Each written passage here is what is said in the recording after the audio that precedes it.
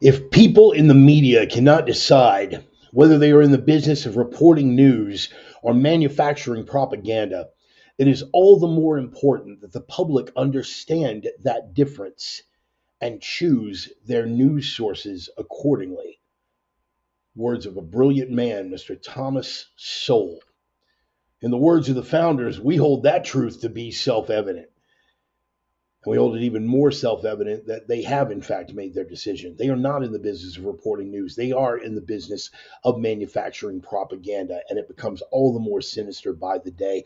Just this week, we found out, filed under D for duh, what all of us have been saying from day one, and that is that our cadaverous president was intellectually compromised from day one. I have referred to it as a stage managed presidency, among other derogatory terms, but suffices to say that the evidence of our own eyes wasn't lying to us. It was entirely managed. They controlled his public appearances. They scripted questions. They scripted news reports. They scripted news conferences. And they certainly were in the business of having the mass media function as a propaganda arm to cover it up.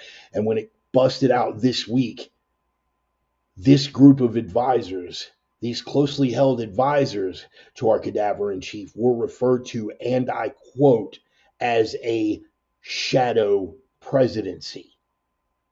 Eventually, the truth squeaks through, no matter how much pressure there is to keep it down. Now, keep in mind, this same propaganda ministry insisted, and keep in mind, this is all at the same time, insisted that Biden was, and I quote, sharp as a tack. And because he was sharp as a tack, he was so sharp, in fact, that he had no choice but to step down to make way for someone who could win. That's right. He was sharp as a tack and therefore had to step down for the sake of Harris. And then they went on to gaslight us into saying that Harris was going to win the election. It also came out over the last couple of weeks that was never a factor. Their own internal polling showed that they had no chance, but they proceeded in that broad scattergun approach. Now, this British fellow you might have heard of referred to it as doublethink.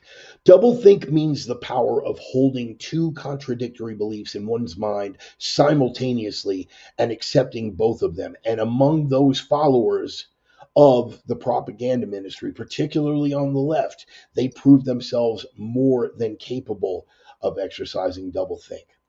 But let's get back to what Thomas Sowell was saying. It is, therefore, all the more important that the public understand that difference and choose their news sources accordingly. So, what happens when the news sources that we choose seem to turn on us? Just to prove that admiration doesn't equate to deification, I found myself at odds with Elon Musk. My admiration for this man needs neither documentation nor further exacerbation. Elon Musk bought Twitter, renamed it X, and kept it alive as the only free speech platform on social media, with the distinct exception of Rumble. That's a Dan Bongino thing. We can get into it another time. This was, in Sowell's words, the news sources that we chose to indulge. But this week, we got to see that we are not a monolith on the right. The H-1B visa debate, Musk versus MAGA, that's how it was presented to us. Not on the X platform itself, but by that same legacy media. What was the source of the debate? The source of the debate was the United States H-1B visa program. This is a visa program that was set up to bring in specialized skill workers, high skilled, high performing specialized skill workers from foreign countries when those jobs could not be filled by American workers. Musk, living in the past, and we'll get more into it in a little bit here, insisted that this was going to be necessary in the tech sector. Now, I have a one-shot refutation of that supposition that we can't find those skilled technical workers, I can shoot that down with one program, and that would be the U.S. nuclear submarine program. We'll do a deep dive on that here in a little bit. Waka waka, see what I did there. But yes, there is more than an abundance of people who can be trained for those tech jobs. Now, I put a lot of people inside the MAGA movement at odds. The regime propaganda ministry proceeded to turn that into a debate over racism. Clearly, this was further proof that MAGA was intensely racist. They didn't hate it. H-1Bs are essential, and we just hate Vivek Ramaswamy because he's an Indian. We're expected to believe that at the same time that this very same MAGA monolith gave nothing but firm, outspoken, and vociferous support for this foreigner to head up the FBI. They keep pumping the gaslighting. They keep pumping the lies. They keep pumping the narrative. It's a MAGA meltdown. It's getting worse. And to their credit, maybe they really believe that.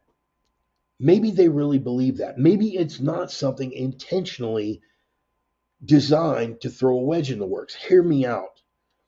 What they think they are witnessing is a meltdown of a monolith.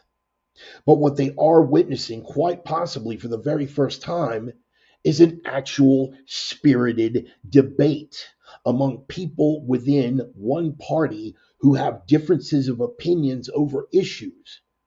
Not only is this something that people in the legacy media and the people that continue to follow them is a foreign idea to them, but it's something that they not only can't contemplate, but wouldn't tolerate, as evidenced by their own behavior for anyone on the Democrat side that differs from the far left orthodoxy. They are cast to the side. They're talking about getting rid of Fetterman now, for Pete's sake. I mean, maybe, let's give them the benefit of the doubt. This isn't a deliberate lie. Maybe it's just a concept that they can't understand.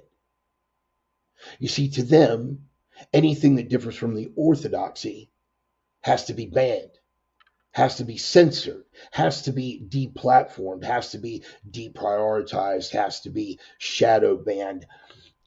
It's all a matter of defending their orthodoxy of ideology with a law. Now, this American fellow that you may or may not have heard of is known for saying frequently that the truth does not require a law to protect it. But this other American fellow that you might have heard of reminds us that the truth has no defense against a fool determined to believe a lie. We must avoid that pitfall. It is imperative to us that we avoid falling into that trap, that we don't get caught up in the confusion, that we push the signal over the noise and exercise our critical thinking skills. Because in the coming weeks, months, and in fact, at least 4 years, we are going to see this ramp up at an exponential level. And if we don't see through it for what it is, learn to defend against it in our own intellect and in our own discourse, we are going to find ourselves in a position of extreme peril. Time to get back to the gym, boys and girls.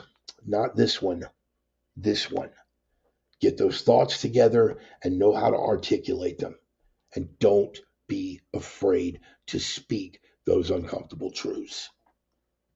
The opinions expressed by the Reverend are his own and no one else is on the planet. Not friends, not foes, not supporters, not detractors, not sponsors. And I cannot stress this enough now that I'm down here working for one. Certainly not employers. That message is for the sake of you docs happy Antifa maggots out there. In any case, said opinions have been adjudicated thought crime in all jurisdictions. Consider yourself warned. They are coming from the heart. They are guided by the mind. They are guaranteed to stretch open that unwilling maw and choke you, if necessary, forcibly, and if necessary, to death with the truth cock. Welcome back, boys and girls. It's time once again for the Sunday sermon. Pardon the production difficulties. I don't know how the Wi-Fi is holding up. I don't know what the sound quality is going to be because I'm back on the laptop. I'm back on the road. Everybody back in for the drum roll. Let's hit it, people. Come on. Hard charging out of the starting gate as we always come roaring down the line for the opener. The name of the band is Red Desert, a gut stomping rock and roll band from the smoldering embers and crumbling ruins of the once great American city of Minneapolis, Minnesota. The name of the band is Red Desert. The name of the track is Older, No Wiser.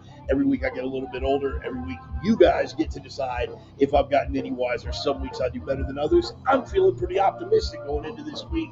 We're going to bounce over here for the roll call and see which one of the usual suspects are here on board and on time. Brother Bill Wade checking in first. Pumpkin pie, eggnog, a new Glock 41, and the Sunday sermon. Life ain't bad. Brother, I'm going to consider you super blessed. And I'm very, very happy to see it. My brother in Christ, my brother-in-law is my brother.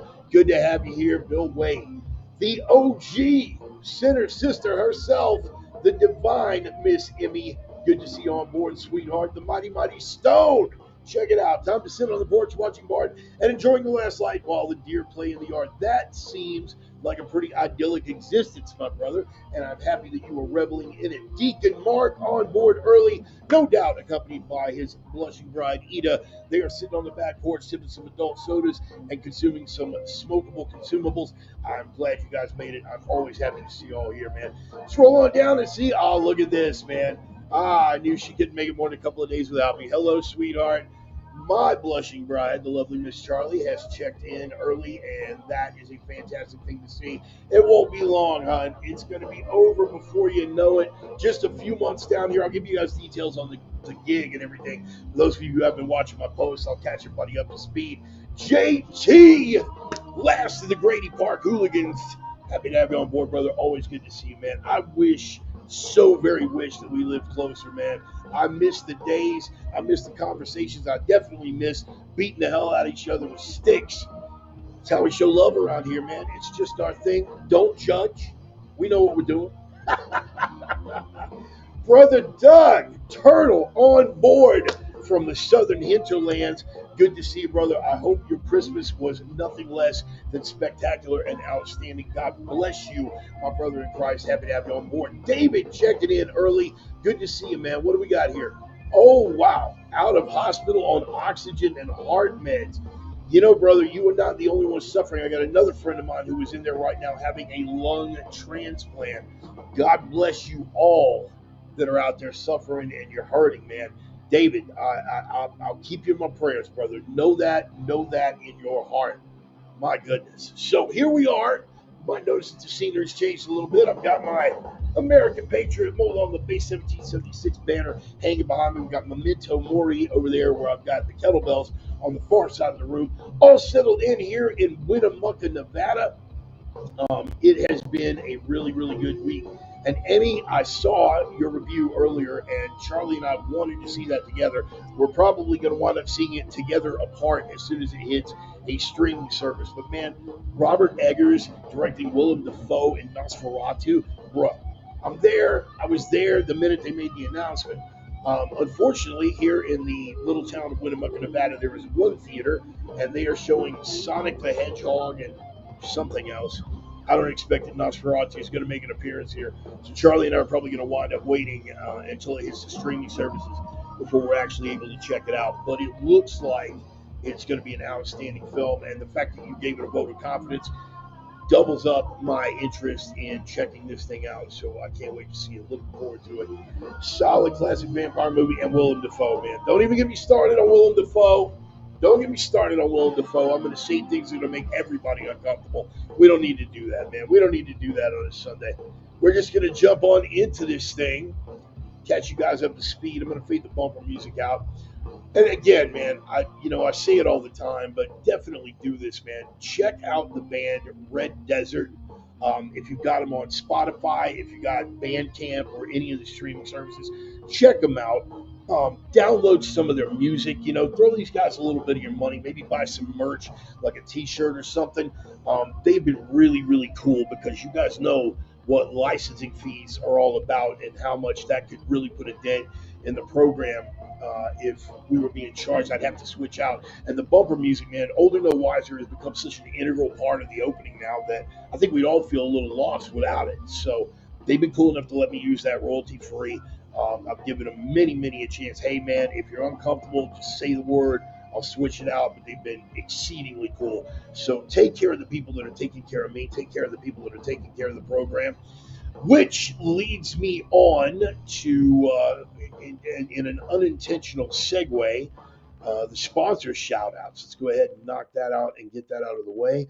Moving my production screen here and getting my next audio queued up. Here we go.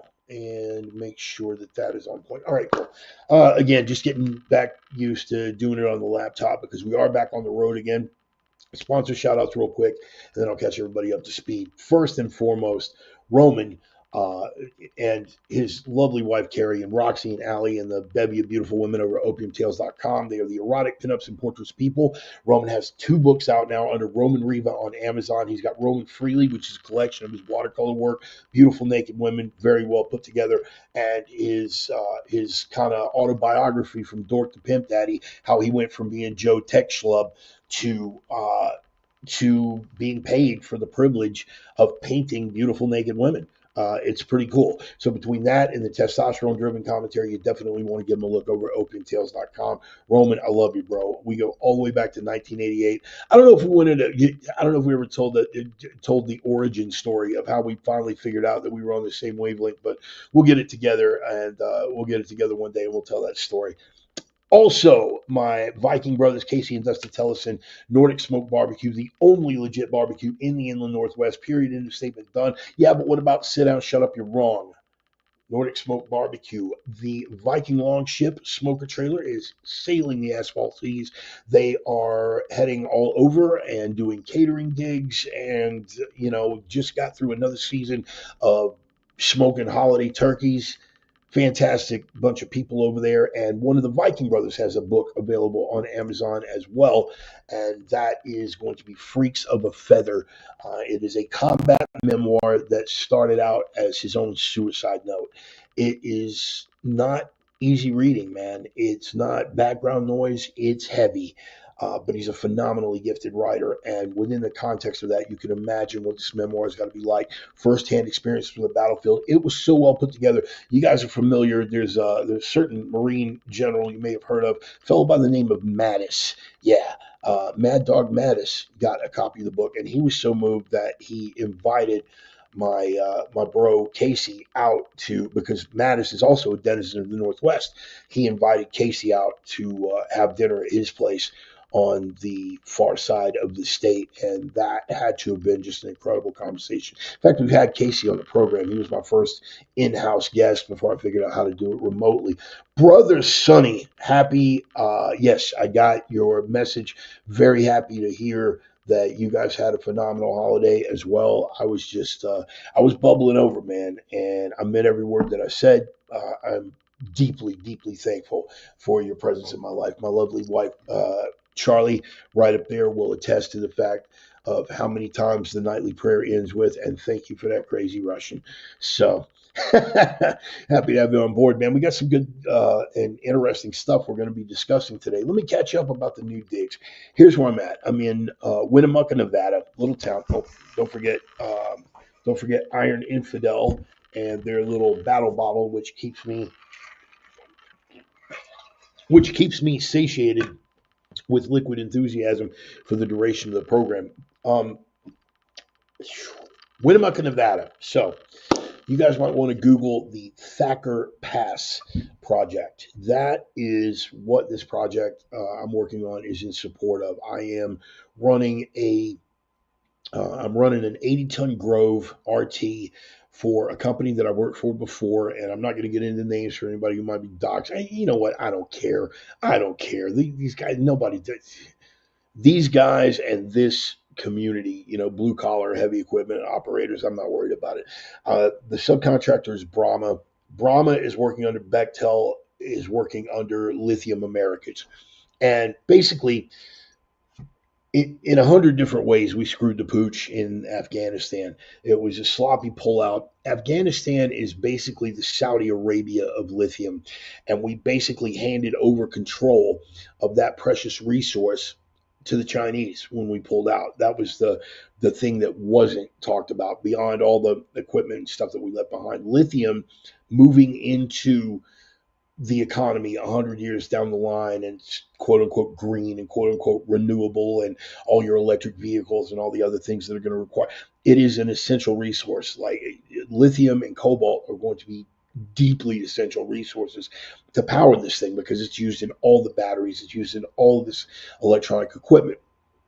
So the other big deposits in the world are in Argentina and Chile, and there's a division of Lithium Americas that is invested down there. But the Chinese were heavily invested in that particular branch of the company, and so Lithium Americas split off from that. Right, right. Not that we really had any rights to what is in Afghanistan, which is absolutely true, brother. Absolutely true. I was going strictly for law of conquest, and that is something that both of our mother nations have learned the hard way. Afghanistan, man, oh my goodness.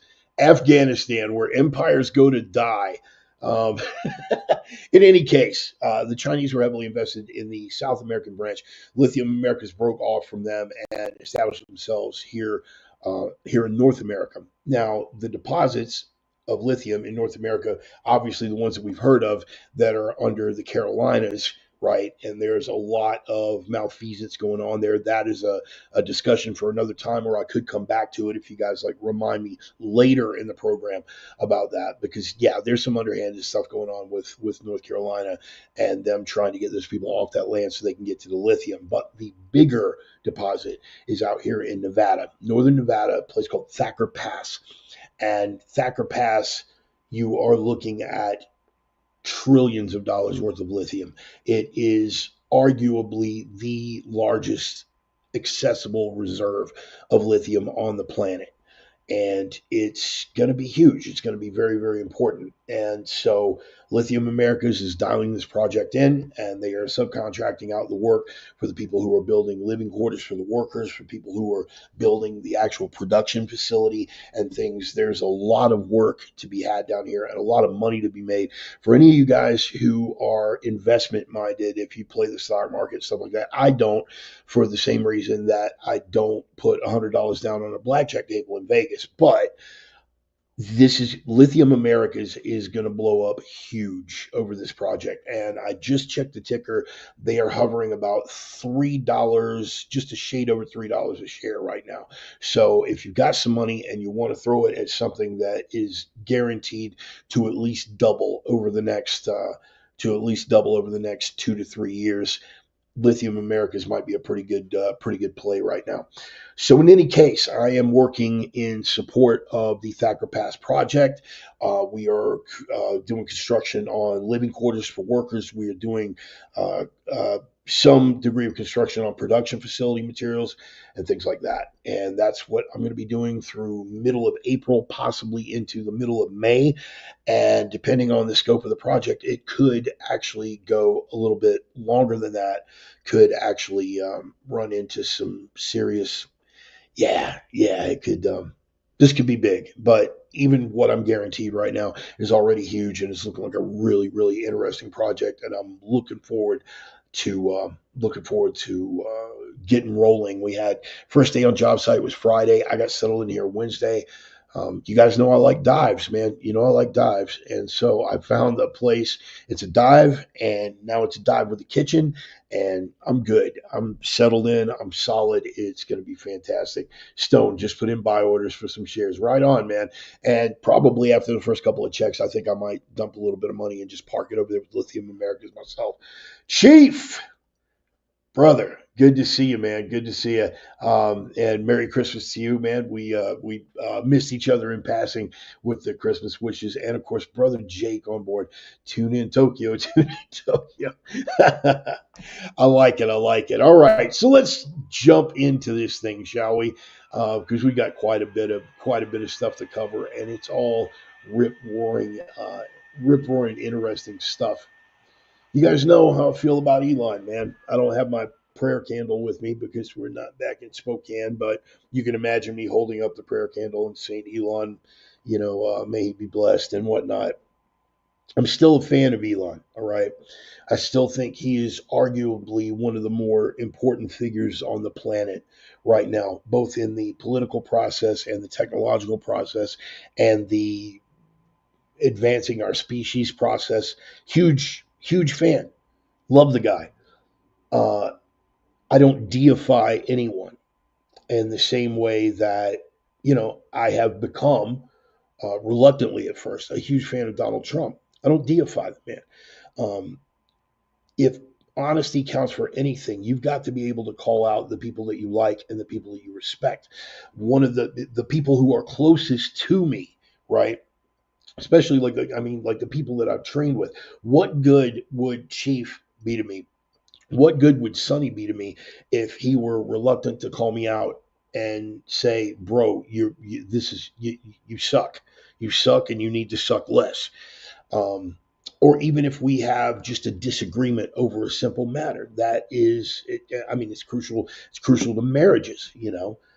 Charlie can tell you there are some perils and pitfalls with living with someone who is almost brutally honest sometimes, but it's necessary. It's got to work. Uh, Elon disappointed me. He really disappointed me. I understand where he's coming from, and I don't, in my own heart of hearts, detect any necessarily um, any necessary deceitfulness. I don't think there was any treachery afoot here. I think that great minds,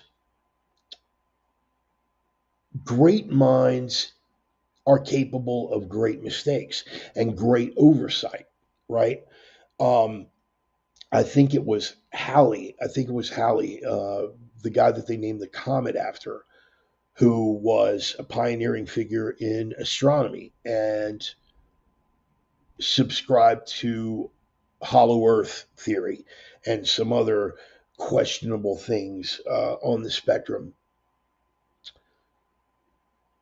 Elon is living, in my estimation, Elon is living in an H-1B visa world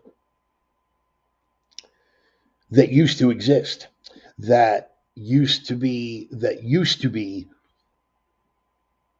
his understanding of it. His understanding of the way that it works used to be the way that it actually worked. And he's no longer dealing with that. His tenacious support of the H-1B program is a support of something that no longer exists. It's like being a fan of a great fighter and you throw your support behind him, but now this guy is old and he's aging and the brain damage is starting to show. And you're still like, no, man, he's ready. He's dialed in for the next. No, man, you're really not. The H-1B visa program, for you guys that don't know, H-1B visas, it started out as a really good idea that particularly in the tech sector and in other employment sectors where American workers, there either weren't enough of them or it was a skill set that we just really hadn't acclimated to here in the United States. And we need people right now who can fill these jobs, and we don't have time to train them up. That's what H-1B was originally conceived of. And I really wish that Roman were here today because Roman has got personal experience with what H-1B was and what it's evolved into. We're being told, and this is Elon's position, and this is the position of Vivek Ramaswamy, and this is certainly the position of the tech sector, that we cannot function without H-1B visas, that there simply aren't enough people here who are trained and or trainable in those tech jobs, that we can't make it happen. We can't make it happen. It's impossible. We have to import these people from the third world. Okay. I don't believe that that's ever been necessarily true. It's certainly not true now. The retort and refutation that I would offer up immediately, just off the cuff, the knee jerk reaction is if these people are so essential to building a tech superpower and they have the skills that we do not, then why aren't the nations that these people residing in tech superpowers? India is not a technology powerhouse, never has been. Cultural compatibility would be another issue. But beyond all of that, the H-1B visa program now has eroded. They are literally using it openly and unrepentantly to bring in people for anything. This is where the spirit of that open debate is so essential and why it is so important to have those healthy disagreements with people who you deeply, deeply admire.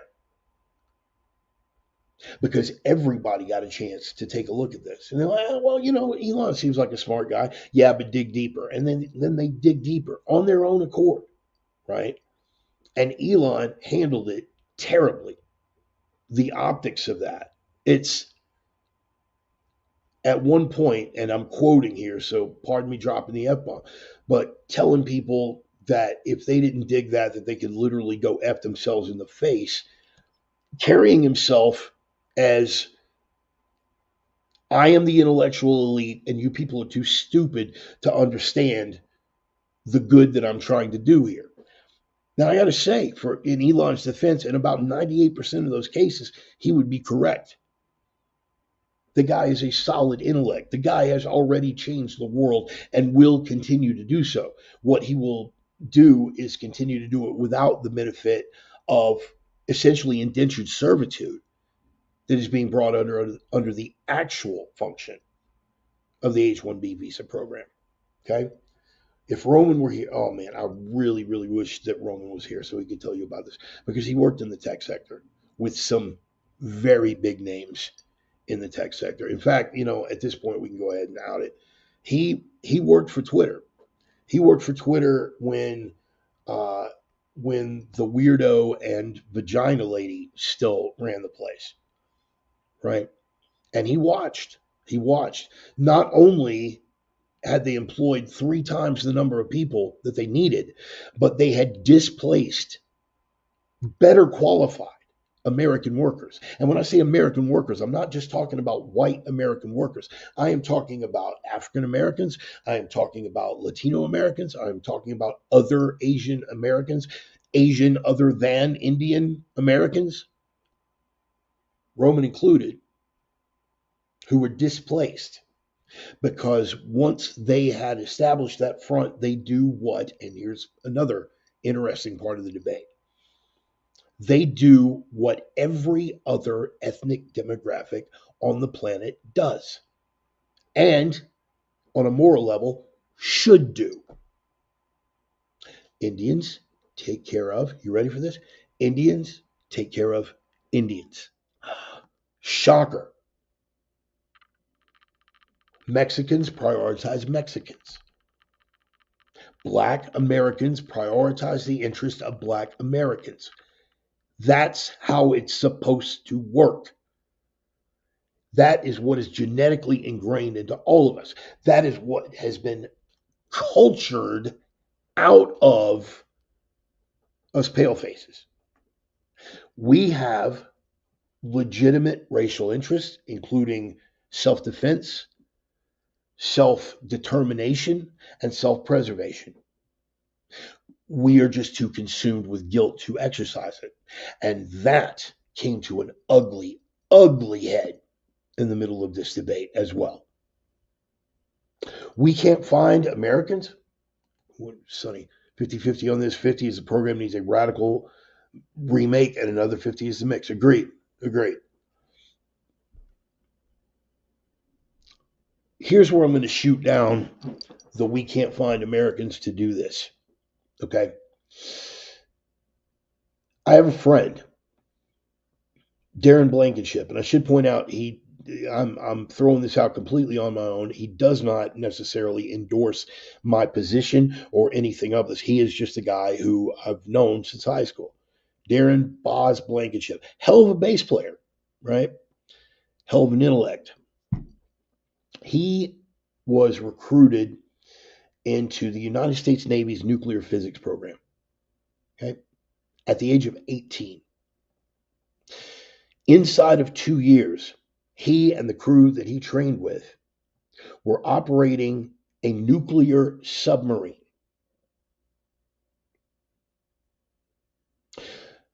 Do you guys know the complexities of maintaining nuclear anything? Particularly all those moving parts on a mobile craft designed to operate under the flippin' ocean.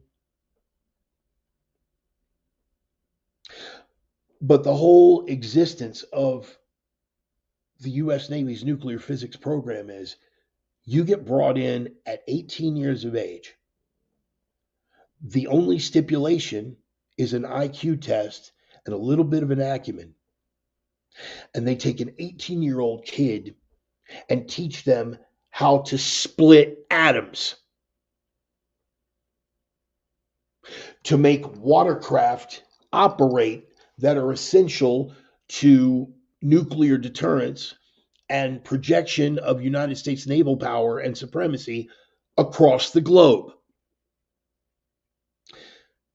And you're going to tell me with a straight face that we can't take a similar 18-year-old with a similar IQ and a similar acumen and teach them how to code? Unequivocally, get bent.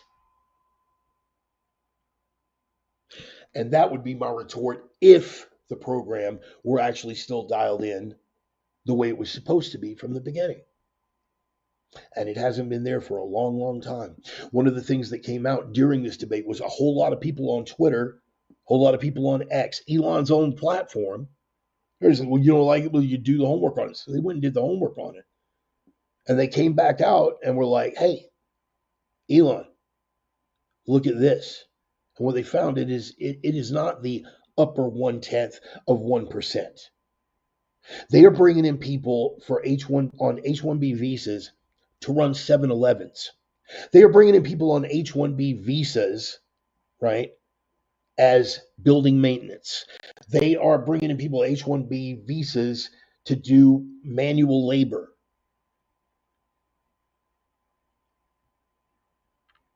Even if the H1B visa program functioned 100% the way that it was supposed to, I find it very, very difficult to find justification for it. You may find somewhere between 100 and 1,000 a year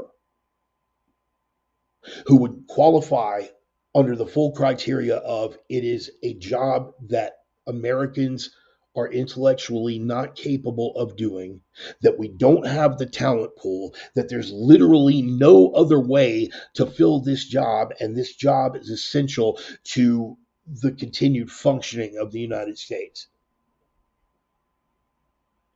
Under those criteria, you'd find 100 up to 1,000 maybe a year if they were really, really honest about it. But the H-1B thing came right after Ted Kennedy in 65 and the Immigration Act, where they switched it up. The Great Replacement is not a conspiracy theory, folks. Much as they want to beat us up over our tinfoil hats and what have you. But beyond that, these people come over here on the flimsiest of premise. Say the literal hundreds that were brought over here in H-1B to run 7-Elevens, who are now able to bring their families.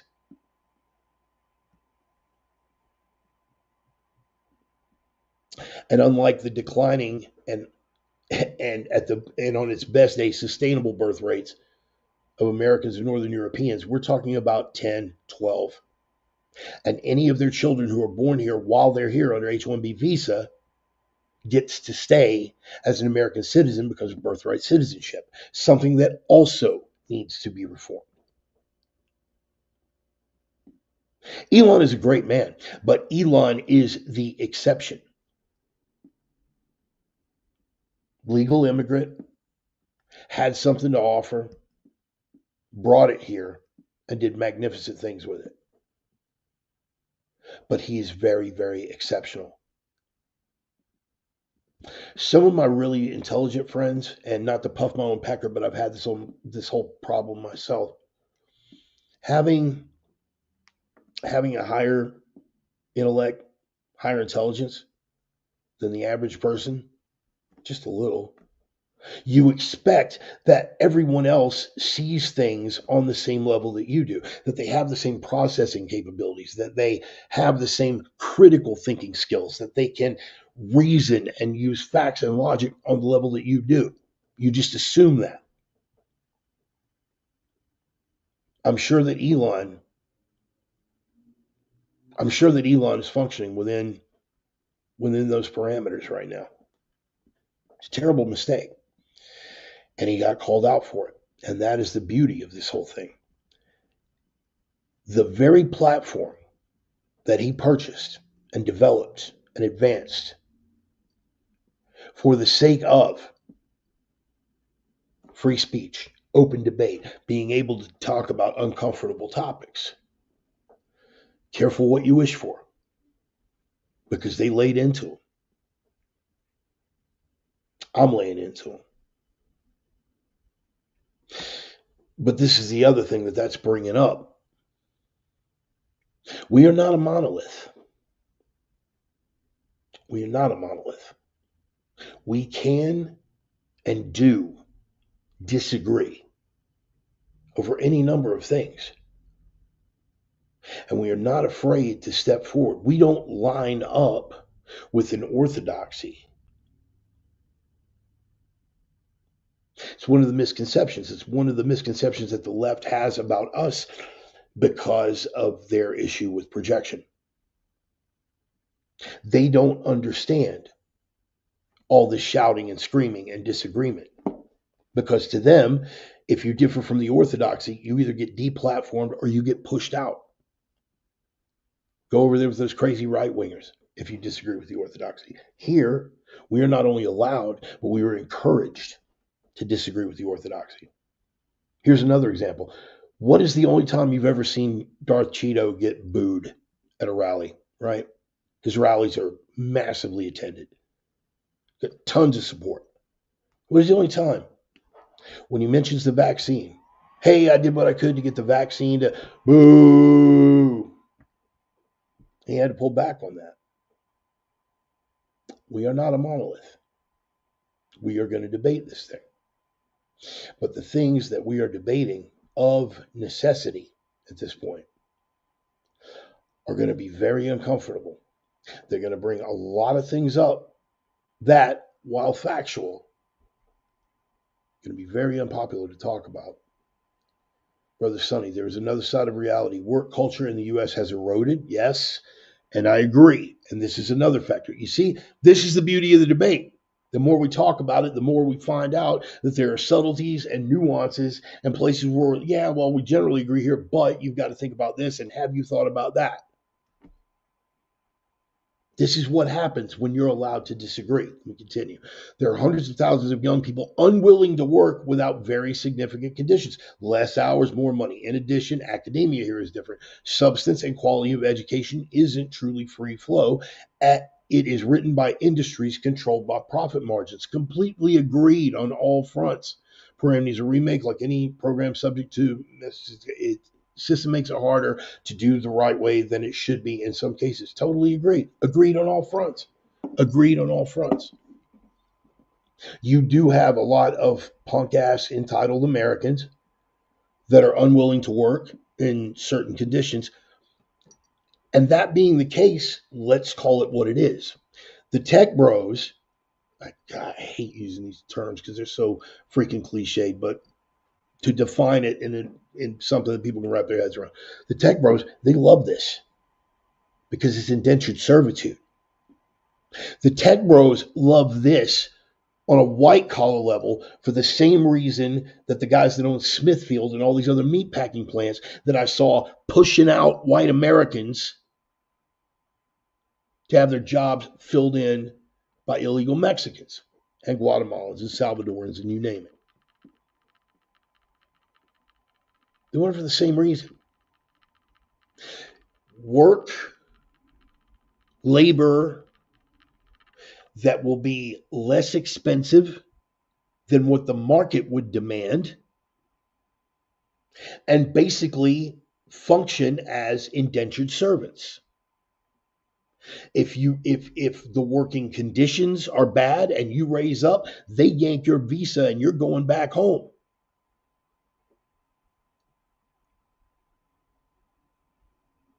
If you're working in a meat packing plant and you're here from Salvador and they know that you're either on an H-1B, which, by the way, has happened, or you're here illegally, you raise up, start making noise about working conditions, they yank your ass. That's why a lot of people who are ostensibly Republicans, ostensibly conservatives, but are part of the millionaire moneyed class, they love open borders.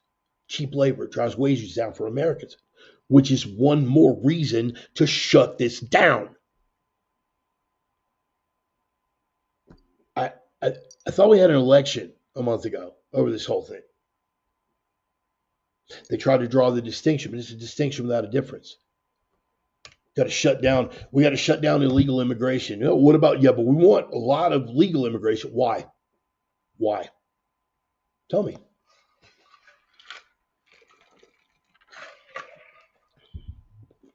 Americans are ready to work. They need to be paid a fair price for that labor. And I understand the, free market above all. But again, we're not dealing with actual capitalism. We're dealing with crony capitalism, because who makes it possible for these people that need the labor to create these conditions? The same politicians that they spend all that money lobbying.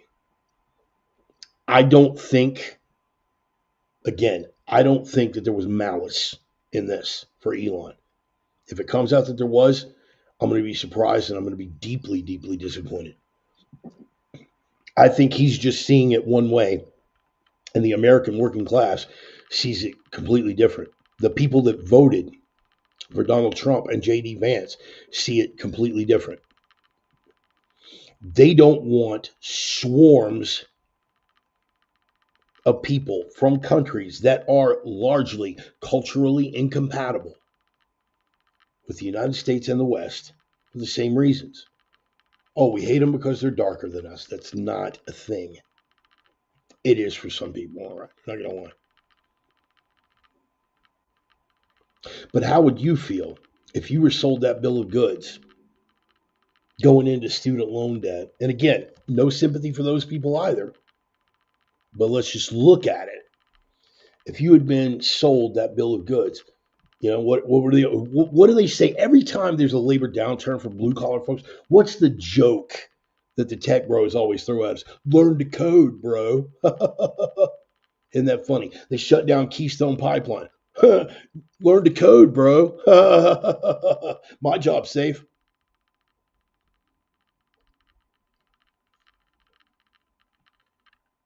Imagine driving yourself into six-figure student debt. No sympathy for you, but you drove yourself into six-figure student debt because you were banking on this is a skill that is specialized, that is going to be necessary. And you get passed over because a less qualified, and this is the other thing about the H-1B visa, specificity counts. The impression, George, I'm glad you made it, man. You're gonna have to catch the replay because I've been bashing on Elon a little bit. The narrative is that these people are so smart, so skilled, so irreplaceable. We got nothing like that here. We got no way. And then what these people are seeing that bought the lie, that drove themselves into six figures of student debt for this specialized skill that was going to be necessary, that was going to guarantee that going forward they would have a future for themselves and their family. Only to get the rug yanked out from under them and get an entry-level job. And then a few months later, they pull the rug, bring in someone from overseas less qualified. This is another thing that came out in the midst of all this debate. Less qualified.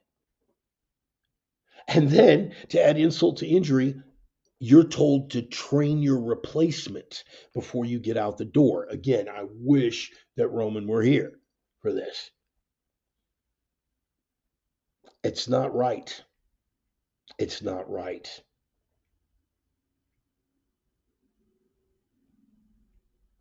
I come back to something I'm fond of saying, the finish the sentence phenomenon. There's a whole lot of platitudes that sound really good until you finish the sentence.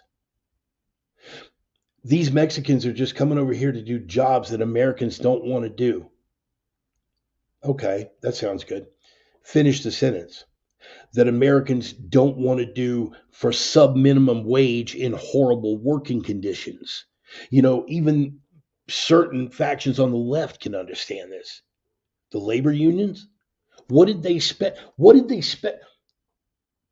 The people that were machine gunned by Pinkertons, the miners that were killed in riots,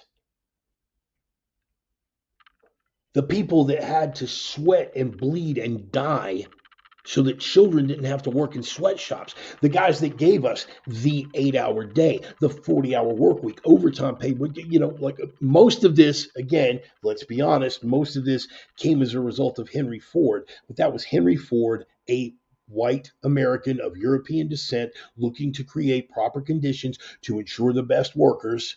Okay, it wasn't all the product of labor unions, let's be honest. But for all of these sacrifices that we made, only to have it just yanked right out from under us, don't worry about it. We'll find another group that'll do it for less and keep their mouths shut. There's something to be said for that, right?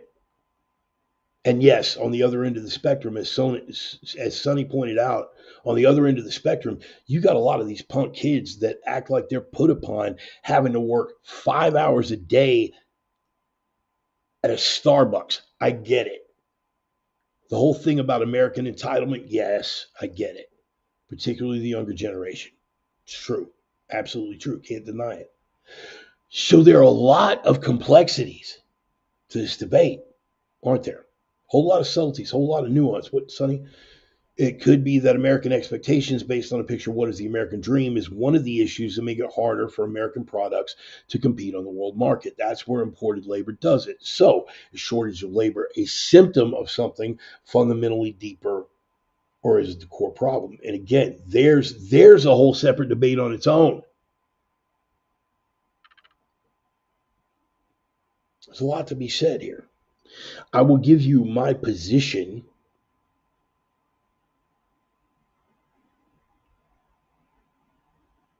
There is a place for H-1B visa type programs. There is a place for it. A necessity in some cases, for lack of a better word, a necessity. But this unfettered immigration, legal and illegal, cannot be allowed to go on. Years ago, good. Okay, so Rome is not here, but Stone had a similar experience. Years ago, I had to train my replacements on the way out the door at Hewlett Packard. Said replacements were in India. And what happens? They get an Indian into HR and they start hiring nothing but Indians. My takeaways from all this, yes, we need, if it legitimately is the top 1% of the 1%, and there is no other way to fill those positions at reasonable wages under reasonable conditions with anyone from the United States, then sure, by all means. But I'm not buying the narrative. We are looking at balkanization here. Balkanization for the simple fact that the predominant group, the mother culture, is not allowed to work for its own interests.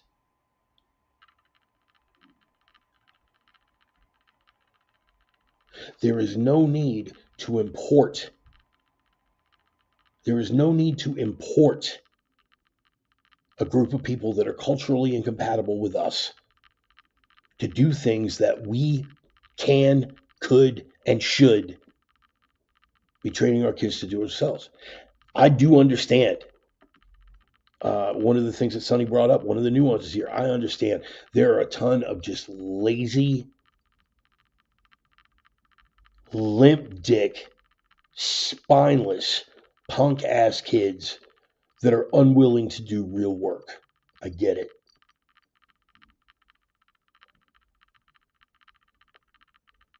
Is that worth flooding our country with what we already can see is causing problems?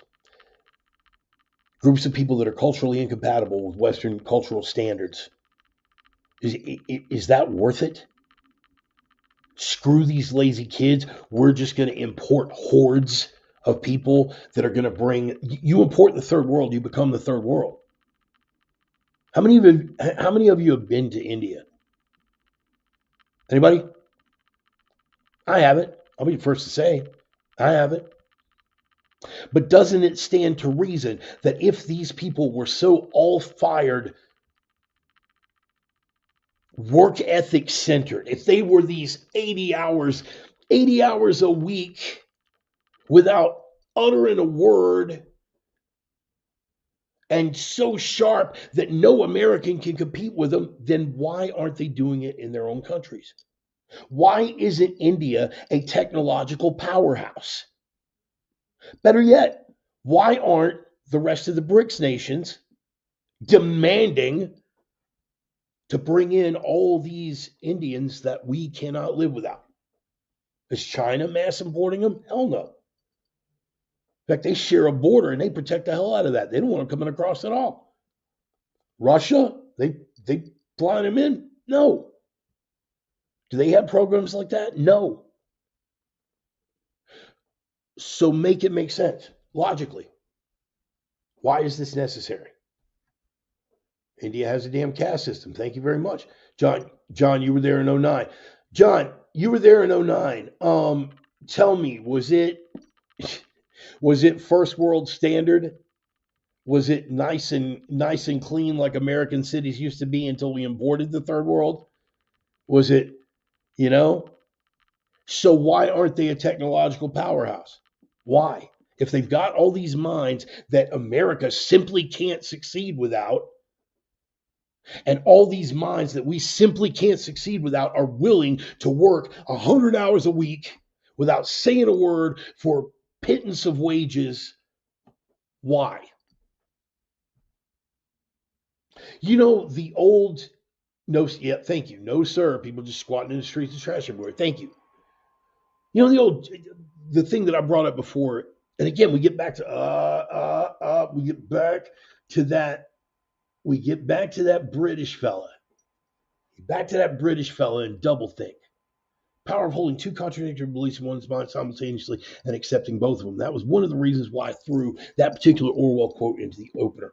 You've heard me go on about this before. How is it that an AR-15 in the hands of an untrained 14-year-old Chicago thug is the most deadly killing instrument on the planet ever developed, never misses, never runs out of ammo? It is the single most devastating machine ever conceived by the mind of man in the hands of a 14-year-old Chicago thug. However, that same weapon in the hands of a trained adult American citizen, trained and practiced and law abiding, is completely useless for self-defense purposes. That's doublethink. Here's doublethink with the H-1B. We simply cannot succeed without them. We will go no further as a culture, technologically, without these people. We cannot live without them. And why can't we do it? Because they're so much frippin' smarter than us and have such a harder frippin' work ethic that they're willing to do anything to make it take. They're like Americans used to be, man. And yet, those same people in their own home countries, you would think if you were the leaders of these nations that you'd be thanking God every day, or whatever God you pray to in India. You would be thanking your sacred cow that you had all these people here, and you would be putting them to work. And you would take these people who are so uniquely and singularly gifted in a way that Americans just can't possibly compete. And you would build a technological nation and powerhouse and trade powerhouse, the likes of which the rest of the world would envy for millennia. Does Mumbai look like that right now? Not to me. They're still floating their ancestors down the Ganges, bro. They still defecate in the streets. Get on YouTube and enter Indian subway or India passenger train. And we want to import that. Culture counts. We have seen the mother culture eroded from the other end for the past several decades. Ever since 65, the Immigration Act. Thank you, Ted Kennedy. Rest your dead, drunken, hooker-killing soul. It's been eroded. We're falling apart. We finally hit a breaking point. And American citizens, white and black, by the way, just talking about this on last week's sermon. Even when I was running with the stiff arm salute crowd, the one thing that I knew was that as a blue collar white man, I will have more in common with a blue collar black man than I will ever have in common with two groups of people, and that is rich white people and foreigners.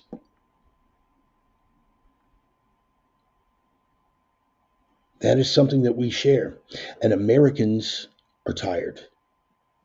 Americans demonstrated just how tired they were. I don't believe that Elon is tone deaf. I don't believe that Elon is malicious.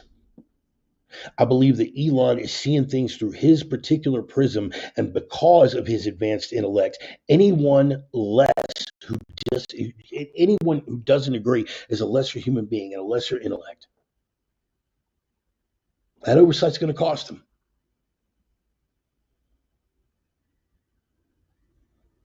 I thank the man for everything he did, but he's wrong here. He's wrong. Absolutely and without equivocation, wrong. But here's the other takeaway that I'm getting for this. The mother culture is finally flexing. The mother culture is finally flexing and saying enough is enough, man. I'm talking about black Americans and white Americans. I am talking about white Americans of European descent. I am talking about legal immigrants who came after the fall of the communist bloc. All of those cultural anchors, all of those cultural similarities, all of those things that made assimilation possible for those immigrants and for the black working class, they have had enough.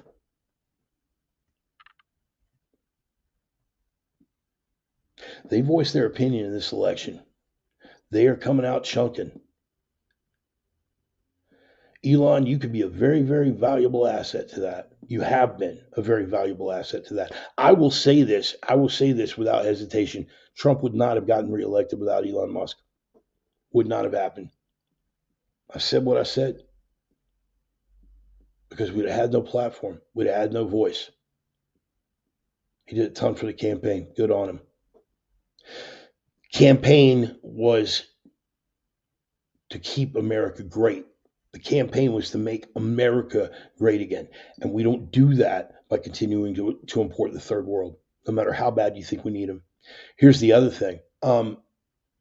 H-1B, fact check me here, but I want to say it's been around since 65. H-1B visa program, been around since what? 1965? Okay. So up until 1965, we were unable to make it. That's the other thing, this whole melting pot stuff. It's absurd on its face. America is a nation of immigrants. Yeah, up until the 1920s, those immigrants came from 3 countries, 90% of them.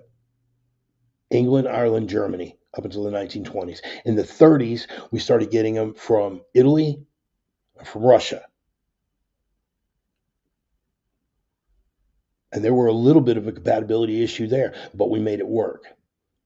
We are a nation of immigrants. We are a nation of immigrants from cultures that understand Western cultural standards and Western cultural traditions.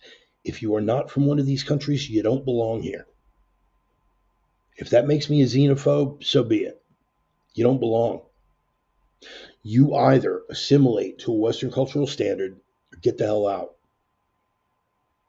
We don't need any more.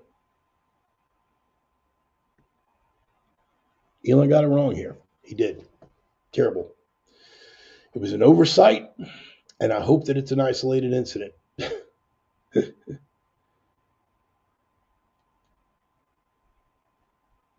But this is the importance of it.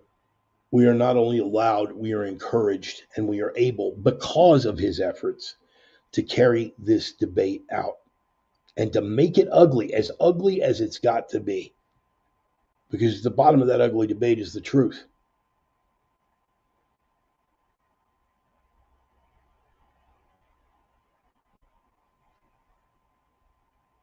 $65. First restricted the program in 2020, arguing that it allows business to replace Americans' lower paid foreign workers. And you know what? It may put Elon at odds with Trump. Everybody's going to have to make their own call on that one too. But again, what it comes down to is we're allowed to have the debate. And we are. And we are. The things that it's going to bring up are going to be very unpleasant for a whole lot of people. This whole one big happy family, one big great American melting pot myth that we've been sold is eroding and falling apart in front of our eyes. Remember the opener, this propaganda machine that I talked about, you know where they're going with it. We told you it was going to be the rebirth of fascism. You can already hear them. You can already hear them prepping the storylines. It's not fascism. It's a people who have not been able to find their spines over some misguided prospect of guilt for decades. Being told to hate their history, being told to hate their culture, being told that they were responsible for all the ills of the world. And in the meantime, having their borders wide open to everywhere else in the world to come flooding in, and then demanded to support them. Put down as racists and xenophobes when they called out the obvious problems that were happening right in front of our faces. Y'all made this bed. Now you're going to lie in it. Enjoy. We are capable of having discussions and disagreements among ourselves. We are. We're demonstrating that right now. But at the end of our discussion is going to be progress. At the end of our discussion,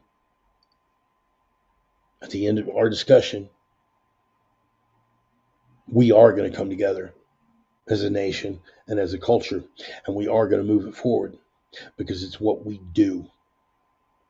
It's what we did for decades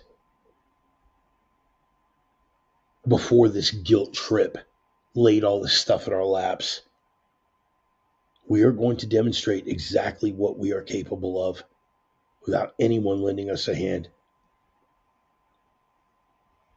Something I found out in my walk in the faith is that you are amazed when you lay down that bag of bricks that you've been carrying.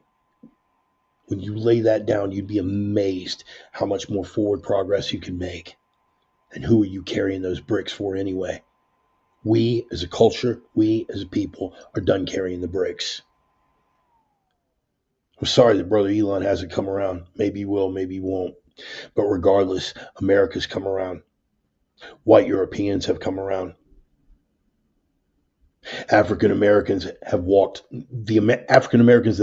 off the plantation and aren't playing into the white liberal guilt trip anymore, they're going to move it forward.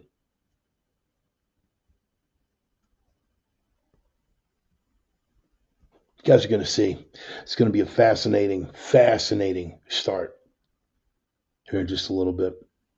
Props to Poland for standing up to the. Not just Poland, man. George, look into what Orban is doing with Hungary, man. I mean, don't get me wrong. Poland, definitely, big props to Poland. And isn't it funny? And Sonny, I'd like your input on this one. Having survived the communist era, isn't it ironic that the ones that are holding out the hardest for white European culture and for Western civilization, the ones who are holding out the hardest and the most tenaciously are the ones who lived in Soviet bloc countries, the ones who lived in the Warsaw Pact nations. Why? Because they saw what an authoritarian system of government really, really looks like. And that authoritarian system of government was introduced by a force that to them had nothing to do with their culture, when you think about it. So were the Bolsheviks. Discussion for another time, I suppose. But I'm enthused to see them holding out, and I'm enthused to see an upsurge, a demand for those standards to start being observed here in the United States. It's going to be a beautiful 4 years, man. If we get past the inauguration, which leads me to the next bullet point, I want to address this real quick, Chief. Nothing is so profitable as an open debate when it comes to finding the truth. Often lies in the middle between the sides arguing. Yes. I mean, just look at the nuances and subtleties that have been brought up here between George and between Sonny and between Chief and between myself. We probably don't 100% agree, right? But that is the beauty of it. That the truth lies somewhere in the middle, but we've got to be unafraid to have the discussion. And that means that we don't do like the left. And Elon, I think he just made a mistake, man. I think he just made a really, really bad mistake. I could be wrong. I'm vulnerable because I like the guy. I don't think there was any malice here. I think he just really, really had his head up his ass with that intellect of his and just couldn't understand why lesser intellects didn't see the world the same as he did because they were looking at something from a different perspective. But at the end of the day, Elon became the perfect example of how different we are on this end of the political spectrum. We don't just fall in line because a member of the orthodoxy, even a high-ranking member of the orthodoxy, is beyond reproach. On the Democrat side, Pelosi says, get Biden out. Biden gets out, and everybody else jumps on board. Pelosi says Kamala could win. Everybody else just jumps on board. Unpopular programs, he ran through because the orthodoxy said we are getting behind. The orthodoxy said we are getting behind open borders. The orthodoxy said we are getting behind gender-affirming healthcare. The orthodoxy said we are getting behind sex changes for convicted criminals. The orthodoxy said, and no one could step outside of that and call and go, hey, whoa, man, look, I'm a Democrat, but this is BS. This is BS, and if we do this, it's going to lose us the election. Nobody could say it. What are we doing? A member of the orthodoxy, an exalted member of the orthodoxy, said, we are doing it this way. And a whole bunch of people said, are you out of your mind? Because no matter who he is to the party and no matter who he is to the culture, he's still just a guy. We can disagree. We can discuss. We can come to a correct conclusion that differs from what the orthodoxy holds. And that's why, as I said in the opener, they don't know. They don't know what to do with it. It's a MAGA meltdown. No, they've just never actually seen a debate. They don't understand that other people, other political parties can have differences and can discuss them and come to conclude. The media doesn't know what to do with that. If you disagree, why didn't Elon just boot all his people off of X? If they were disagreeing with him, why didn't he just? It's his platform. Why didn't he just boot him? Because that's not how we do things over here. Or I would like to hope that's not how we do things over here. God forbid we ever get to that point. Because I love the spirited debate. I love the argument. I love the fact that we live in a place where we have the right to speak those uncomfortable truths when we know them to be truths. Tony, glad you made it. No, you know what? Elon does thrive on chaos to a degree. He does. He does. And for all I know, this could be one big troll job. I'm just calling it from the information that we have available. And with that, we are going to move on to bullet point number 2, because it segues nicely what we were just talking about. When the orthodoxy says you're not allowed to dispute that, it came out finally. It's not anything that any of us didn't already know, but it came out this week formally on his way out the door. Now that it doesn't matter, well, it still does matter, because until the 21st of January, somebody has to be running things. Kamala's drunk in a ditch somewhere. Who even knows? And Biden, the guy that they assured us they spent 4 years lying to us, finally came out and admitted what all of us already knew. Here is the disconnect, people. Were you there for the first debate? How many of y'all were there for the first debate? I was, right? I watched it live. And I looked at it and I was like, there was nothing surprising about how addled this guy was. He couldn't string a sentence together. There was nothing surprising about that. It was the same thing the rest of us had known for the previous 3+ years. And look at the way they reacted on the Democrat side. Why? Because that is their only source of information. And their only source of information was telling them he's sharp as a tack. He's never been better. When a federal special counsel came out and said the only reason I'm not bringing charges against him is because he's a senile old man and the jury would be sympathetic, they doubled down. How dare you call him senile? Oh, okay. Well, how about we release the audio tape then? Oh, no. Merrick Garland buried that. He's so sharp, you don't need to hear the audio tape to know how sharp he is, because we said he's sharp. All of us knew this. It was blatantly obvious from before the man took office. I have someone who is dear to my heart and very, very close to me, who literally did not know how cognitively wrecked this guy was. But for a year before that man took office, people like Rogan were talking about it. People on the conservative end were talking about it. The blogosphere was alive with it. We all knew. Why? Because we look with our eyes and we go, wow, that walks like a duck and quacks like a duck, and that duck has Alzheimer's. From day one, that man was incapable of running the office.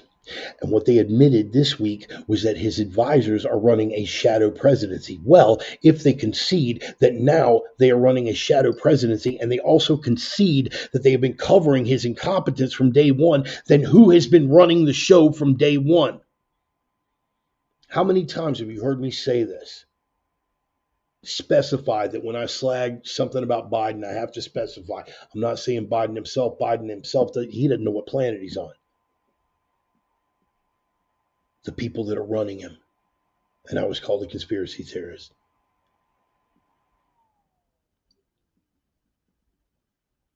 Literally from day one. And trust me, once he's out of office and these people have nothing left to protect, it's all going to come out. When the prosecutions begin against people like Fani Willis, against people like Merrick Garland, even the ones that Biden is going to preemptively pardon, if he's not competent to run the show, how is he competent to give pardons?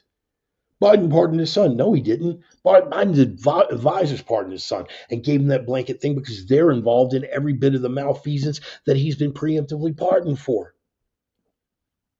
The rest of the world is finally getting a chance to see.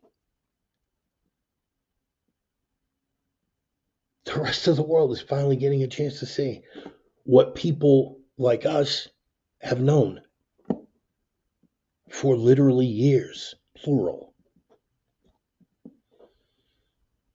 What a time to be alive.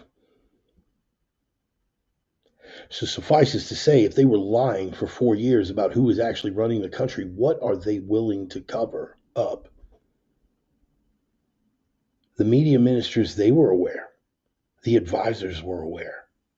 It was a deliberate, concerted effort. And once that man is out of office and these people start rolling over on each other to protect their own asses, we're going to find out it is way worse than even we thought. Don't wait around for an apology from your liberal friends. It's not coming.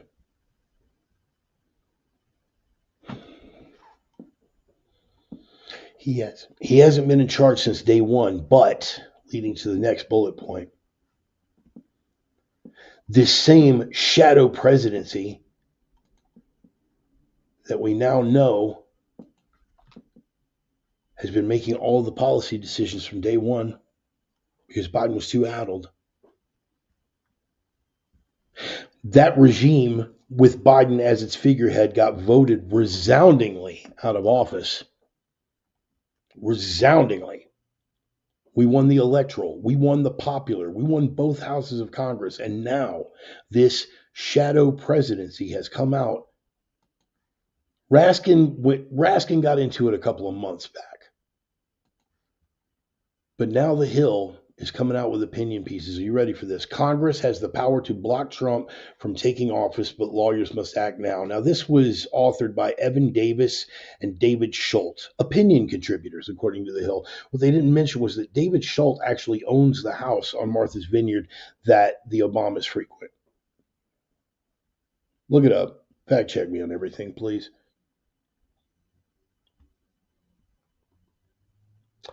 Section 3 of the 14th Amendment, the insurrection clause. This is the same insurrection clause that was shot down by the Supreme Court when Colorado tried to use it to keep Trump off the ballot.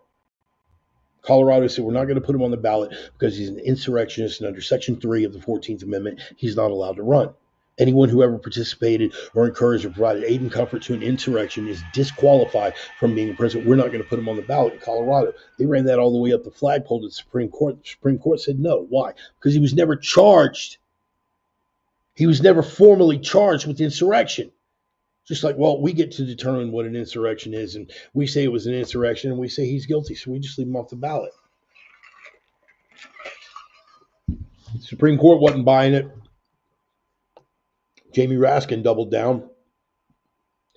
There are the entire Democratic Party without a single exception. Possibly Fetterman. The entire Democratic Party, with the exception of John Fetterman, will do what they can to keep from certifying these election results. They won't be as sloppy and violent about it, or maybe they will. Who knows? Maybe we see Antifa show up in D.C. again. Only this time claiming Antifa. They're not going to let this go easily. Here's the thing. Don't get blackpilled. It doesn't matter. It doesn't matter. They're bold, but I don't think they're that bold. And B, even if they are that bold and they refuse to certify the results of this election, given the scope and magnitude of what a landslide it was, they're going to be ousted. They're going to be ousted, and they're going to be ousted violently. And maybe that's exactly what they have in mind. Maybe that is exactly what they have in mind. You knew they weren't going to roll over and play dead. You knew they weren't just going to say, oh, well, I guess Trump won. We're just going to leave. They're doing all the ass covering that is necessary right now. The blanket pardons, everything that's coming down the pike, the judicial immunity. And Tony, you might be right. Fetterman might be just a complete opportunist. But even as an opportunist, Tony, hear me out. Remember what I'm talking about with regard to the Democrats and their orthodoxy, right? Fetterman Even if he was doing it as an opportunist, even when he made those positive comments about Trump, right? Even if he were doing it as an opportunist, how did the party react? You immediately had high ranking members of the Democratic Party saying, we need to push Fetterman out. Oh, really? For having a difference of opinion. You see the contrast that I'm drawing between us and them? We are allowed to have spirited debate. You disagree with the orthodoxy, they boot your ass out. Even if, and particularly, that point is even more, if you are correct, that point is even more solid. That here he was saying something he didn't even mean. That he was just opportunistically jumping on the Republican bandwagon, and they're ready to boot his ass out of the party. After all the wreckage that they had to cover up to get him in the first place after his stroke. Remember that horrible debate performance, all the things that the regime media covered up. And he says one word, which maybe he didn't even mean, and they're ready to boot him.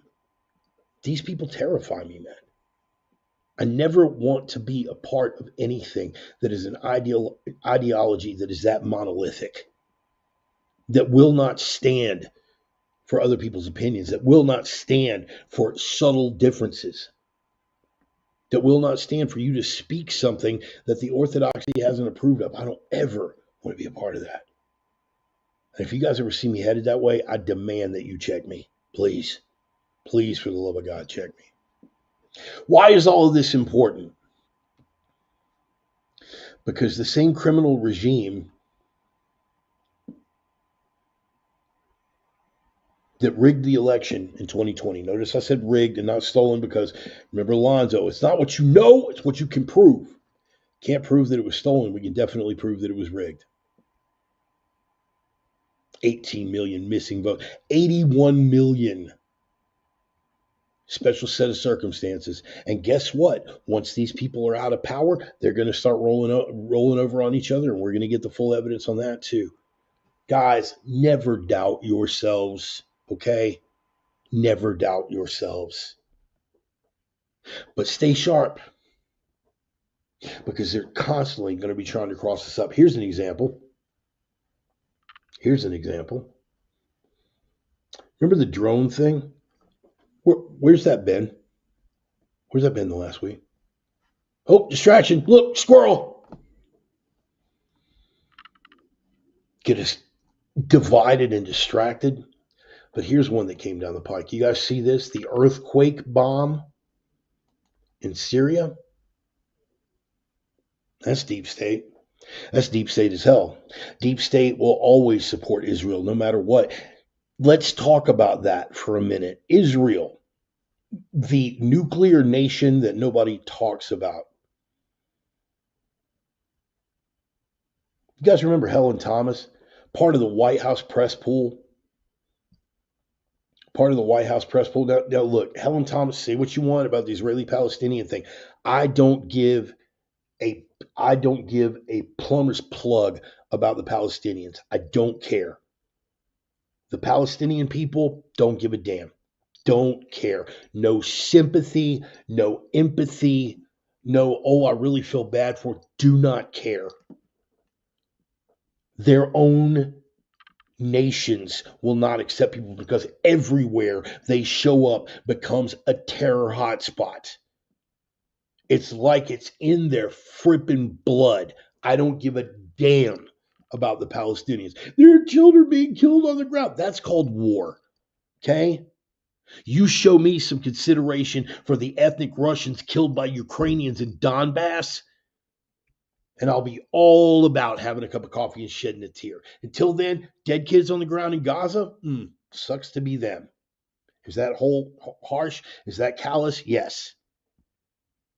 It is also 100% rooted in the fact, indisputable fact, that these people cannot be trusted, and that the world is better off without them. Ooh, wow, that's harsh, Bart. You sure you? Yes, I absolutely want to go there. Having said that, does that mean that the enemy of my enemy is my friend? No. The Christ-denying, secular state of Israel is no friend of mine. The Israel mentioned in the Bible is not the secular Christ denying state of Israel that we see now.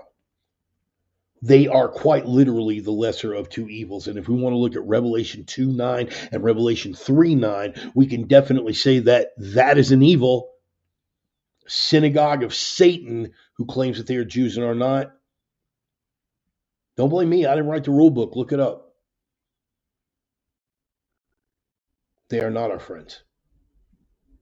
Sadly, enough evangelicals have gotten lost in that distinction between Israel, as in God's people, the church as an entity, and Israel, the secular Christ denying nation. And that all manifested in Syria. We did everything we could. When I say we, I mean the American deep state, I mean the intelligence network, I mean the war machine, I mean the military industrial complex, every single deep state asset that has been trying to force Assad out for the past 3 administrations finally succeeded just a couple of weeks ago. Say what you want about Assad, he protected Christians. Say what you want about Assad, he kept Jihad Johnny on his heels. And we're assured that the people who took Assad's place, I mean, yeah, sure, they've got ties with Hamas and Hezbollah, and they were former members of Al Qaeda, but they're definitely moderates now. Count on it. So Israel, and again, you want to talk about nuance and subtlety. Israel has had nuclear weapons for a long, long time. The Negev Desert, look that up, Negev, Negev Desert. Look up Dimona, Dimona, Dimona. Google Israel's nuclear program. They have had nuclear weapons for a long, long time. So on the one hand, you got to think, they've been wanting to turn those loose every time they get threatened, and they haven't, probably at the behest of the same deep state that is basically working as a client state for Israel. But back on the 15th or 16th, a bomb went off in Syria. A bomb went off in Syria during an Israeli raid that created an impact that was felt on the Richter scale. You guys looking at that? Now look, that's a fireball. It could be atomic. Could be. But I would also ask you to Google fuel air explosive, or MOAB, mother of all bombs. If you guys are totally unfamiliar with fuel air explosives or MOABs, the way that it works is it's a very, very volatile gas. The initial detonation throws out a huge cloud of a very volatile gas, and the second detonation, boom, ignites it. It has the same destructive capacity, both in thermal pulse and in blast wave, as a small tactical nuke. We utilize them in Iraq. We utilize them in Afghanistan. It is a jaw-dropping sight to behold what these things are capable of. I would imagine that seeing one of these things detonated would be a lot like what it would be like to watch one of the old nuclear tests when the bombs were still relatively small. But this bomb that went off in Syria, what we are told is about 4 different things, and none of the cover stories are adding up. I want to tell you that this is my opinion and my speculation only, which makes it as good as anybody else's at this point, was that it was a MOAB-type fuel air explosive that was detonated over an existing missile facility whose warheads had already been armed because they were going to be launched by Hezbollah against Israel. I may have no love for the, let me say again, secular Christ-denying state of Israel. They're damn well entitled to defend themselves, are they not? Sure.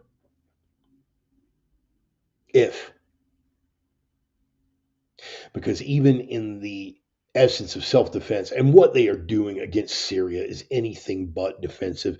Targeted strikes against Hezbollah missile sites, you got to give it to them. I'm sorry. That's a legitimate military target. You got to give it to them. But that's where nuance and subtlety get people crossed up and where hard lines become very, very blurred. Because we got word this week that radiation detectors, and the mainstream media isn't talking about it at all. They only talked about the bomb for one day, and that's only because it literally measured on the Richter scale, as in it created earthquakes that were felt as far away as Turkey. If indeed it was a fuel air explosive hitting a munitions depot, fine. But there's scuttlebutt coming in now that radiation detectors are detecting elevated levels of radiation and that nobody can get close to the actual blast site. Now, this may not be true. I don't happen to believe that it's true based on the information that I have right now. Okay? I want to be abundantly clear that if more information comes in and I am wrong, I expect to be held to account, which is why I'm being very, very specific about what I'm saying right now and what I'm not saying. My supposition, fuel air explosive over a munitions depot. Totally consistent with that big of an explosion and it being felt on the Richter scale. Totally consistent. But if these radiation meter reports turn out to be true, that means that Israel has used the nuclear weapon, the ones they've been telling us they didn't have since the 1960s. They have used it in an international theater of operations. However you feel about the people that they are fighting, that is a massive overreach when one takes into consideration that Israel is known for writing checks that American military might, muscle, blood, and treasure have to cash. And if they bumped it up to nukes, I want to hear nothing from anyone about religious radical. That gets me back to the Helen Thomas story that I started to tell, but I didn't. She had been in the White House press pool. She had been in the White House press pool since Kennedy. And she had the temerity to ask Obama a question. She said, President Obama, you said that we have a problem with religious extremists in the Middle East obtaining nuclear weapons. Can you think of any religious group in the Middle East that already has nuclear weapons, President Obama? She was summarily booted out of the White House press pool. Feel how you want about that.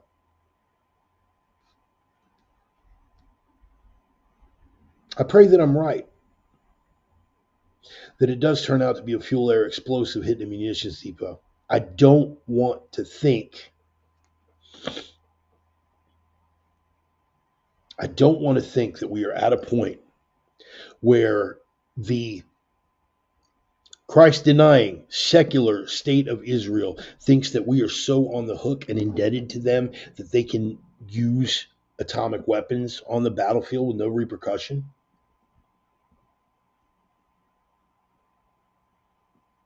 I have no sympathy for the Islamists that want Israel wiped off the map, because guess what? Once they're done, and they've said so, once they're done with the Saturday people, they come for the Sunday people.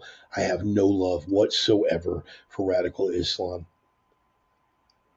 But unlike a lot of my evangelical friends, I got no love for the nation of Israel as it stands right now either. And to think that they are going to place us on the hook to fight another holy war for people that don't even believe in the God that we worship, get bent.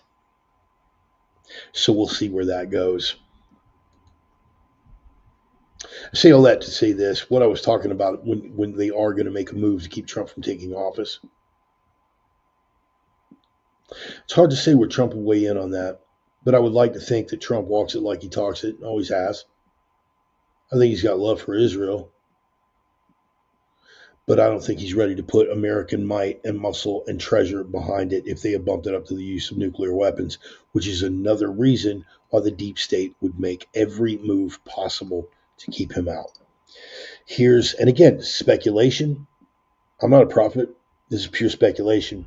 But in the run-up to January 6th, They're going to be confirmed. We've already, the Speaker of the House thing, they're going to have to process that. They need to get someone in there, right? And they need to have someone in there who's on board with the MAGA agenda.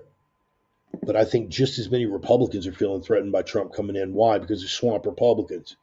They're people who work for the deep state and not the American people. We're getting to see the division between people that actually work for the American people and people who work for the power structure.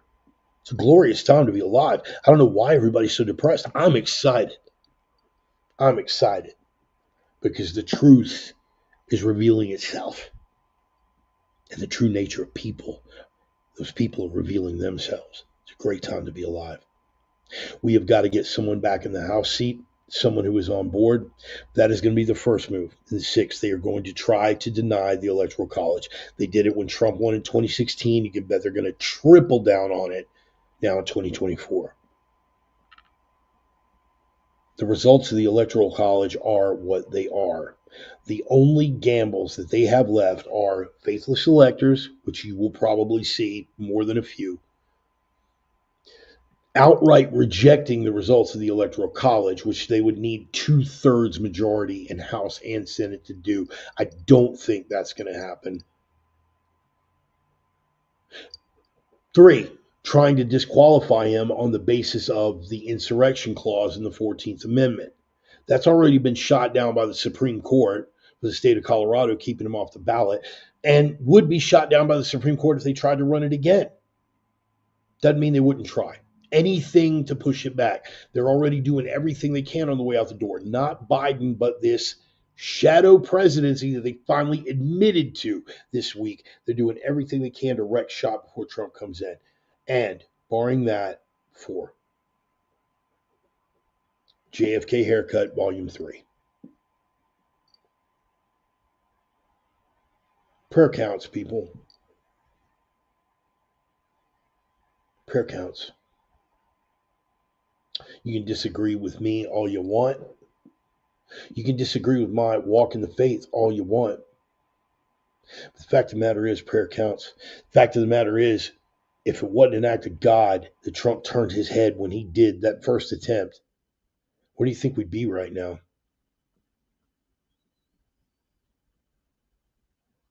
What I can tell you is that the regime and the power structure and the war machine and the propaganda machine that support the power structure and the deep state are evil.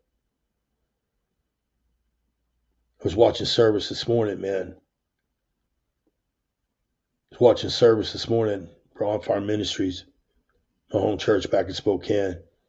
Pastor Shea, man, he was bringing it, dude. He was bringing it. You don't make peace with evil, you destroy it. We have already taken steps to start pulling that evil out by the root, and the man isn't even seated yet. They will do everything they can to prevent it from happening. We have to have the heart, the soul, and the spirit to ensure that the will of the people is observed. God forbid that it come to an act of violence, and if it does, it will not have been by our choice. But if it does, you better be ready to meet it. You better be ready to meet it. We're in perilous times. Perilous. You see how I'm smiling when I say that? Because God has called his children for such a time as this. It's the beauty of it. We're getting to watch evil unfurl itself. We are getting to watch evil unravel in real time. We are finally, we're Ali, man. We're Ali, round 6, Rumble of the Jungle. And we've been up and we've been rope-a-doping and getting pounded. And we are finally able to come out of the corner and start throwing some shots. It is a good time to be alive. But we better be ready to throw those shots. That means we fight forward and we push for the will of the people. And anybody who gets in the way, they got to go. Because for as much as Elon made a mistake on this H-1B visa thing, look what he did just a week ago. Killing that spending bill, throwing it all out there in the open. That platform is still at our disposal. We are okay to disagree. We will continue to disagree. But the one thing that we all have to be 100% in agreement on, chin down, knuckles up. Chin down, knuckles up. It's a fight now. It's a fight. And we're in it for the first time. We are in it for the first time in decades. And we are coming out of the corner and we're throwing shots and they don't know what to do with it. It is just a matter of time until we score that big knockout. But we have to stay in the fight. That means embracing our brothers even when we disagree, having the nuts to call out our brothers, particularly when we disagree. The number one admonition is to walk in truth. Continue to speak that truth, continue to walk that truth, continue to fight for that truth as long as you have breath in your body. There is no directive more important than that. Walk in the light of truth, speak it. If it short dicks every cannibal on the Congo and hairlifts every hillbilly on Buck Creek, you continue to speak that truth. You don't make peace with evil, you destroy it. Elon just lost his way, dude. He lost his way. He's going to come back around. He's going to be in for the big finish because he knows that his very survival rides on it now. Because evil has seen what he's capable of when he's working for good, and they will not tolerate that. They were already investigating his companies. The SEC had already hit him up. The regime was already looking at pulling his contracts. They were putting all this. I told you about the Reuters thing last year. They've seen when he is working for good, they've seen what he is capable of. So he may disagree. He may make huge mistakes. But at the end of the day, he knows that his very survival lies in the triumph of good over evil because he's seen what evil is willing to unleash on his ass.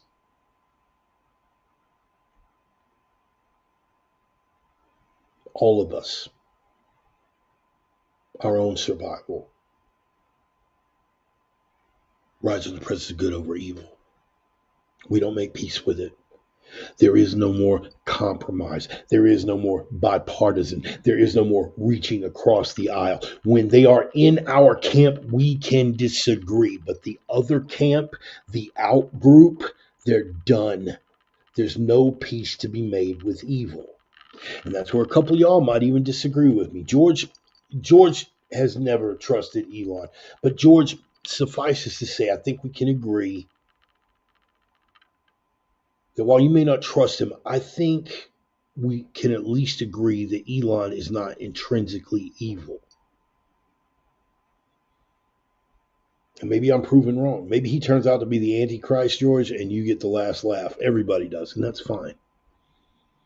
At the end of the day, we know that we are on the side of good. We know that we are on the side of good. There was a meme that I posted back after the Kenosha situation, Kyle Rittenhouse. And it was a picture of him and it was a picture of the pedo that he killed, right? There's a picture of him and the pedo that he killed. And that meme that I posted, it's a great Reverend Bart meme and it's still out there circulating, is there are three sides to every story: yours, mine, and the truth. But if your side even entertains the thought of, I feel kind of sorry for that dude that ass raped 5 little boys, you might want to rethink it. It's dangerous to start thinking that you're good and the other side is evil. What have we been demonized for the last 8 years minimum? Decades, really. It's dangerous to demonize your opponents as being evil. We have been on the receiving end of it for decades, and we are finally getting up out the corner and starting to fight forward instead of fighting back. And y'all want to take issue? Y'all want to find your moral compass now? No, that's not a moral compass. That's cowardice hiding behind morals. I don't want to demonize the other side as evil. That's dangerous. Sit down.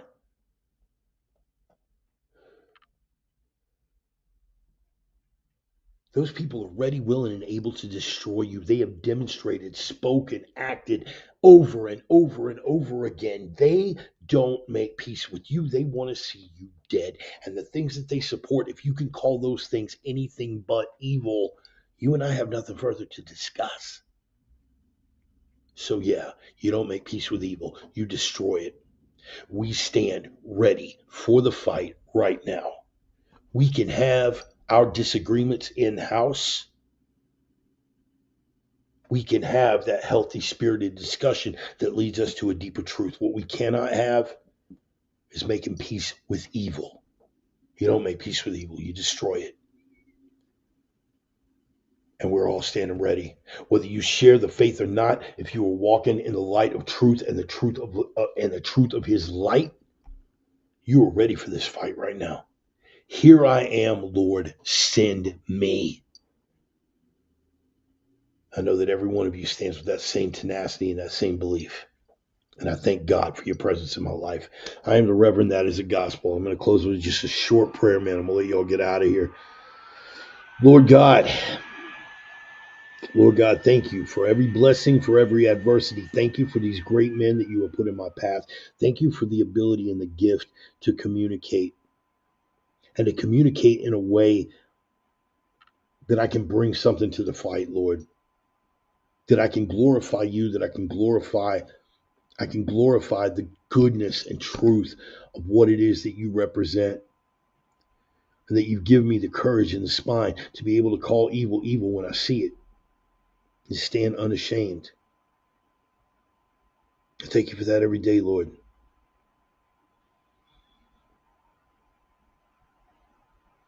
I thank you for being kind enough to leave us a rule book. I thank you for bringing so many of your children home to the light. I thank you for so many people, this cultural awakening, this pole shift in cultural consciousness is going on right now. I get to see you working through people every day, and it is a glorious time to be alive. And I thank you. I thank you, Lord, for putting me here, Book of Esther, for such a time as this. Let me use this gift. Let me use this gift to touch hearts, to open minds, to pull scales from eyes, and to bring souls back into the fold, Lord. We're here. Title fight. Title fight. Chin down, knuckles up. We stand ready to do your will, Lord. Show us the way. Show us the way and help us to go forth. Help us to go forth fearlessly. May all the glory be yours. Omnia ad regnum, all things for the kingdom, Lord. Let us never lose sight of that. I pray in the name of the risen Christ whom I ever serve. Amen. I love you guys. Thank you for being here. Gonna be interesting going into January, but I'm down here. I'm alive. I'm working. I'm getting to see God work every day. That is the privilege, man. That is the privilege. Getting to see God work every day. Deus Vult. Yes, sir, JT. Deus Vult. God wills it, man. God wills it. Stop being ashamed of the legacy that you carry. Stop being ashamed of the legacy that you carry. What do I mean by that? I mean your blood, that Northern European blood, for those of you out there getting beat up with that white guilt. Stop being ashamed of that. Stop being ashamed of Western civilization when they trash our values and everything that we have brought to the world. Walk bold, man. Fear God, not government. Fear God, not evil. Stop apologizing. We are a great people, a great civilization. We have done great things. I'm going to pass around a little digital collection plate like I always do, guys. You know the drill, man. I'm on PayPal. I'm on Cash App. I'm on Venmo. I'm on all the usual stations, the usual platforms. If you guys want to throw me some coin, that would be outstanding. If anything I've said has brought some light into your life or changed your perspective at all. But even if you can't, I understand we are still in that rough economy. Recovery's just getting started. I tell you what, man, here's what you can do. Share it on your own social media platform. You got a Facebook profile, share the sermon with somebody. Send it to somebody in a direct email, somebody you think could benefit from it, like minds, kindred spirit, all that good stuff. But here is what you can do, not from me, but for yourselves. Stone, if you're still here, you already know. Hashtag live the three, baby. Live the three. Live the three. The three prime directives. Prime directives. Directive number one, signal over noise. That distraction is the noise. The truth is the signal. You have to be fearless in projecting that signal through a world full of noise.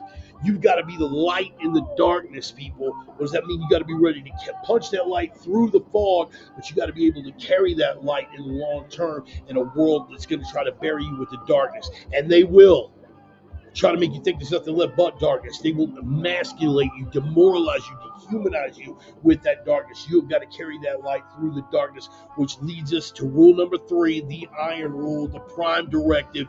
You have got to be strength in a world full of weakness. And I'm not talking about just strength here. It's got to be here, here, and sometimes even here, fellas.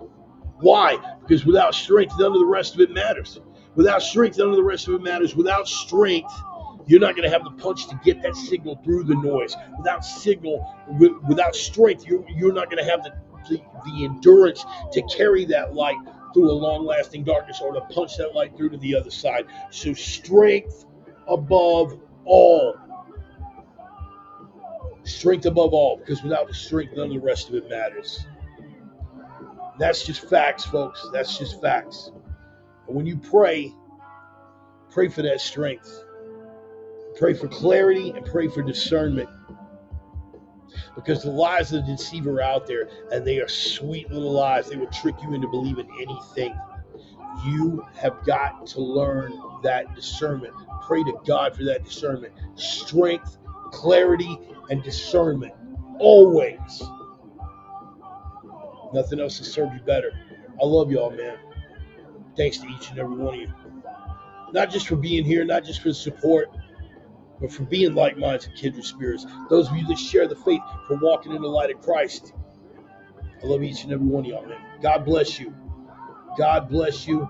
Take care of yourselves. Take care of each other. Speak the truth. Carry forward fearlessly. Stay strong.